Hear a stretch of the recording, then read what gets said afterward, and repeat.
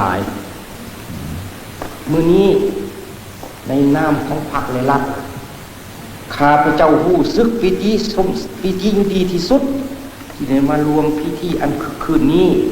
เพื่อประดับสั่นให้แก่นายทหารสั่นสูงสั่นนายพลและพันเอกซึ่งเป็นพนักงานสั่นสูงที่ได้รับมอบหน้าที่นักหน่วงจากพรรคและรัฐเฮาให้เป็นผู้บังคับบัญชากองทัพพุทธบอยประชาชนลาวพาหนะอันคมแหลมของอำนาจการปกครองปฏิวัติภายใต้การนำพาอันถูกต้องซองใสของพรรคใน30 กว่าปีที่ผ่านมากองทัพเฮาได้สร้างวีรกรรมอันสง่าองอาจเหตุให้พิษภูมิที่แสนหักของพวกเฮาสว่างไสวอย่างบ่เคยมีมาจักเทื่อในประวัติศาสตร์ของเราผ่านการต่อสู้ในแปลวไฟแห่งการปฏิวัติบรรดากำลังประกอบอาวุธของพวกเฮาได้นับมือนับเติมใหญ่เข้มแข็งจนกลายเป็นกองทัพวีรชนของประชาชนบรรดาชนชาติลาววีรชนที่ย่ำใดก็เสิร์ชสู้ความจงรักภักดีอย่างสุดซึ้งต่อพรรคตัดสินใจต่อสู้ด้วยความเสียสละเพื่อเอกราชอิสรภาพของชาติและสังคมนิยมเพื่อความสามัคคีความเสมอภาคและความสมบูรณ์พูนสุขของประชาชนบรรดาชนชาติเพื่อพันธะสากลอันสูงส่งองค์อาจกล้าหาญผ่านพาทุกความยุ่งยากตีเอาชนะศัตรูทุกโตสำเร็จทุกนาทีอย่างดีเด่นสมกับความไว้วางใจและความฮักแท้งของพรรคของรัฐและของประชาชนสมกับความนับถือของบรรดาเพื่อนมิตรในโลก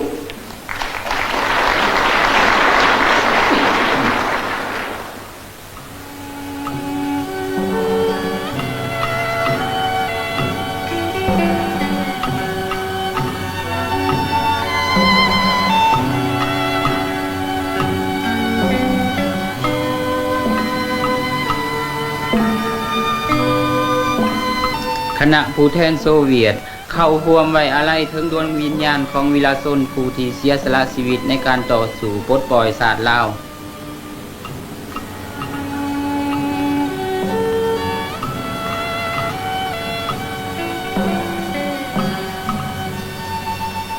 เพื่อนนักรบสหายลาวทั้งหลายคงหูดีต่อกับวีรชนของสหภาพโซเวียตในการต่อสู้ต้านลัทธิฟาสซิสต์20 ล้านคนได้เสียสละชีวิตในสงครามกอบกู้เอาประเทศชาติอันกว้างใหญ่ของตน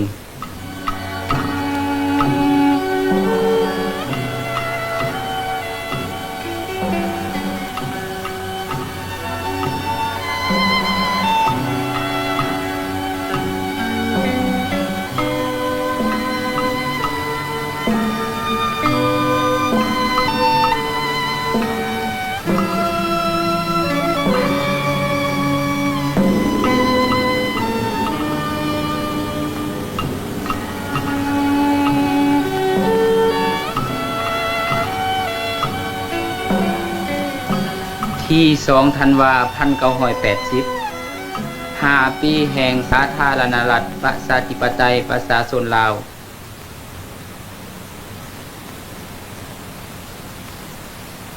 จัดสร้างและก่อสร้างสังคมนิยมฟื้นฟูและขยายเศรษฐกิจวัฒนธรรมประชาชนเฮาก็ได้สร้างผลงานอันใหญ่หลวงที่เป็นน่าภาคภูมิใจโดยปฏิบัติตามแผนนโยบายของพรรคและรัฐเฮาเกี่ยวกับการขยายกสิกรรมป่าไม้อย่างรอบด้านแน่ใส่แก้ไขปัญหาอันยีบด่วนในชีวิตการเป็นอยู่ของประชาชนและสร้างพื้นฐานให้แก่การหันประเทศเป็นอุตสาหกรรมเทือละก้าวสาวให้หน้าบรรดาชนชาติของพวกเฮาได้ออกแห้งแข่งขันกันเพิ่มพูนผลิตผลหาวหันเข้าร่วมในขบวนการสร้างชลประทานฟื้นฟูหน้าเหือสาวหน้าใหม่เฮ็ดหน้าแซงเฮ็ดเกษตรสุมนำเอาวิทยาการเทคนิคใหม่เข้าในการปลูกฝังและเลี้ยงสัตว์ด้วยขบวนการเหล่านั้นเนื้อที่ปลูกฝังที่ได้รับนำจากชลประทานได้เพิ่มขึ้น5 เท่าเปรียบใส่ก่อนการปลดปล่อย พวกเขายืนยันอีกคือหนึ่งว่า การปรับปรุงและเพิ่มทวีความสามัคคีกับ2ประเทศอ้ายน้องเวียดนามและกัมพูเชียเป็นแนวทางยุทธศาสตร์ที่มีความหมายเป็นตายต่อภารกิจปกป้องรักษาประเทศชาติและสร้างสาสังคมนิยมในแต่ละประเทศของไทยลาวเป็นปัจจัยอันสำคัญที่สุดสำหรับสันติภาพเอกราชเสถียรภาพและความวัฒนถาวรในอาเซียนอาคเนย์พวกเขาท่วงคุมปฏิการในวงการอำนาจจีนจงยุติการกระทำข่มขู่ก่อสงครามเบียดยึดสายแดนต่อเวียดนามจงกลับคืนสู่การเจรจาโดยไว้เพื่อแก้ไขปัญหาต่างๆในการพัวพันระหว่าง2ประเทศเวียดนามและจีนโดยสันติกองเกียรติยศของกองทัพลาวได้เริ่มเปิดการเดินสวนสนามคำนับหับตอนครบรอบ5 ปีแห่งวันสถาปนาสาธารณรัฐประชาธิปไตยประชาชนลาว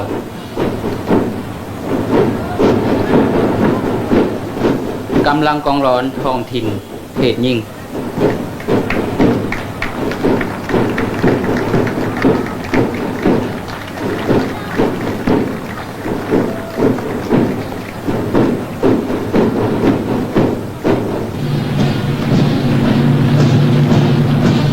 อาวุธทันสมัยเพื่อป้องกันมาคนที่ประชาชนลาวญาติมาได้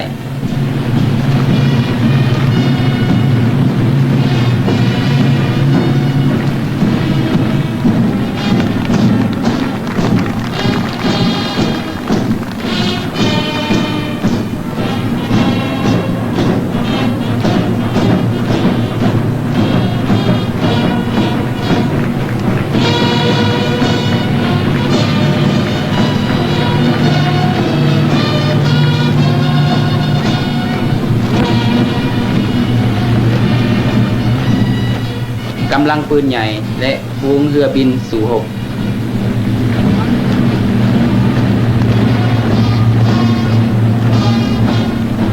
นุ่มครับเรือบินนักบัญชามิกเซาเอสปัจจุบัน สภาพการอยู่ในอินโดจีนของพวกเรานี่ก็มีความยุ่งยากซับซ้อนอยู่ในท่ามกลางที่ว่าประเทศพวกเรานั้นแก่สาธารณรัฐประชาธิปไตยประชาชนลาวมีอายุครบ5 ปี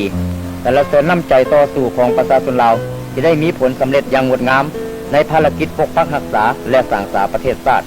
ประธานสุภานุวงศ์ได้แสดงความขอบอกขอบใจต่อแขกและอวยพรน้ำใจสามัคคีมิตรภาพระหว่างประชาชนลาวกับประชาชนบรรดาประเทศเพื่อนมิตรจงเจริญงอกงาม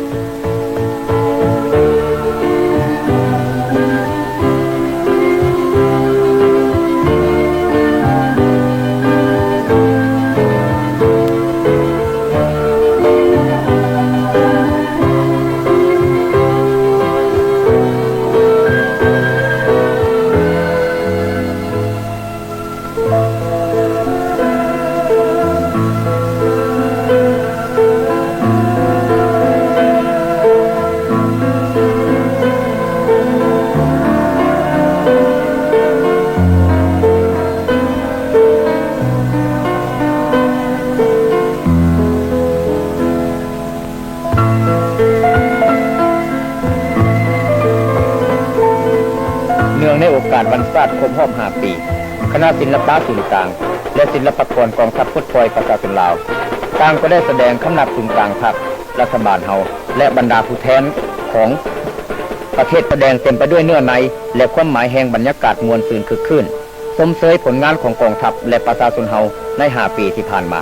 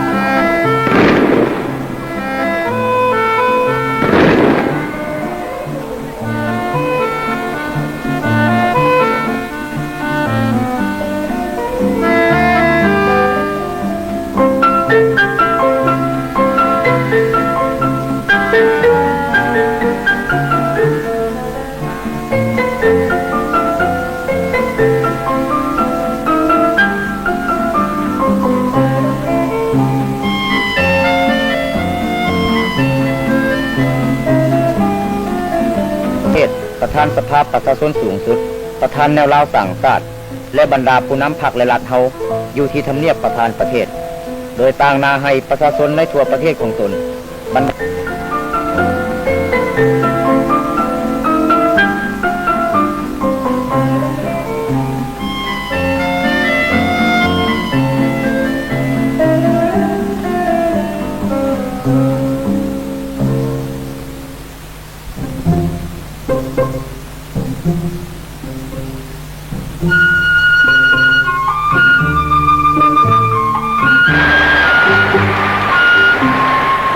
หลังจากได้เข้าร่วมงานฉลองวันศาสตร์แล้วก่อนจะกลับคืนท้องถิ่นบรรดาผู้แทนแต่ละเขตแขวงได้เข้าเยี่ยมคำนับและอำลาบรรดาผู้นำเฮา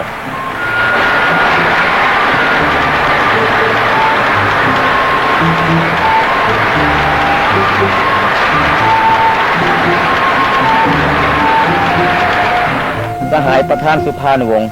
ได้แสดงความสามัคคีหักแพงต่อทุกคนและสรรเสริญย่องยอบรรดาท้องถิ่นที่ได้พุ่มลุ้มสามัคคีกันปกปักรักษาประเทศชาติและก่อสร้างชีวิตใหม่อยู่ในท้องถิ่นของตนสหายเลขาธิการใหญ่ไกรสอนพรหมวิหารได้ชี้แจงสภาพของโลกและสภาพการภายในประเทศต่อคณะผู้แทนท้องถิ่นที่ให้เห็นถึงเลขกลอันมืดมนของจักรพรรดิและพวกปฏิการสากลที่หวังกลืนกินประเทศเฮาและเรียกร้องให้ประชาชนบรรดาชนชาติชนเผ่าจงเพิ่มทวีความสามัคคีกันเข้าอ้อมข้างศูนย์กลางพรรคตัดสินใจเฮ็ดรอนนาทีของการปฏิวัติในระยะใหม่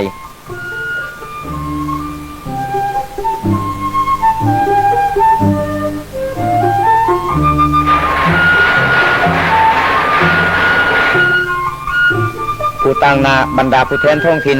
ได้แสดงความเชื่อมั่นอย่างตายใจต่อการนำพาอันสลาดซองใสของพรรคและให้คำมั่นสัญญาในการตัดสินใจเพื่อเฮ็ดหน้าที่ของตนที่ศูนย์กลางพรรคมอบหมายให้การอวยพรซึ่งกันและกันเต็มไปด้วยบรรยากาศเบิกบานมวลซืนและดูดดื่มที่สุด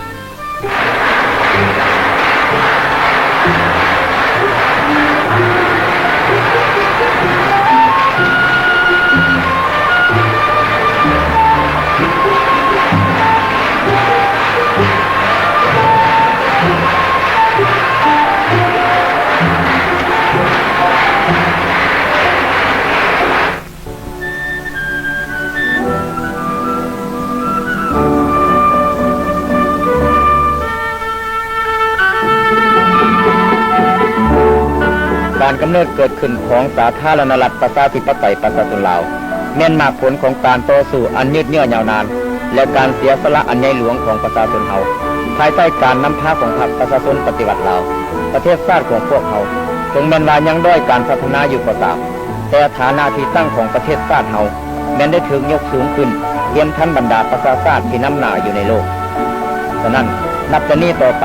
ประชาชนบรรดาชนชาติพวกเขามีแต่ปุ่มลุ้มเป็นจิตหนึ่งใจเดียวกันก่อสร้างประเทศชาติและปกปักรักษามากผลอันยิ่งใหญ่ของการปฏิวัติไว้เฮ็ดให้ประเทศชาติของพวกเขานับมือนับมีชีวิตใหม่ที่อิ่มหนำสำราญและมีสันติสุขพืชพันธุ์ธัญญาหารแม่นเป้าหมายสู่ส้นเฉพาะหน้าและยาวนานของพวกเขากรรมกรออกแห่งงานสูงยิ่งการผลิตอุตสาหกรรมเฮ็ดให้พันธภาพกรรมกรชาวนานับมือนับได้รับการปรับปรุงขึ้นเป็นก้าว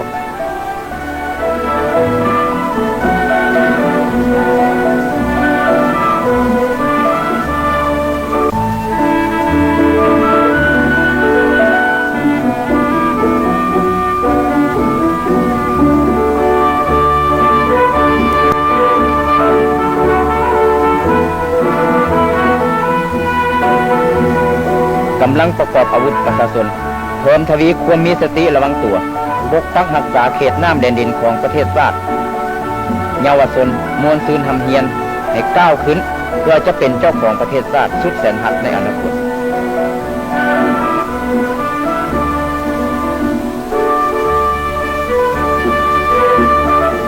ดาวหนุ่มยิงตายและทุกสั้นคนในสังคมจงทุ่มเทสติปัญญาและกำลังวังสร้างให้แก่ภารกิจปกปักรักษาสร้างสาประเทศชาติให้สมซื่อกับชาติลาววีรชนคนลาววีรชน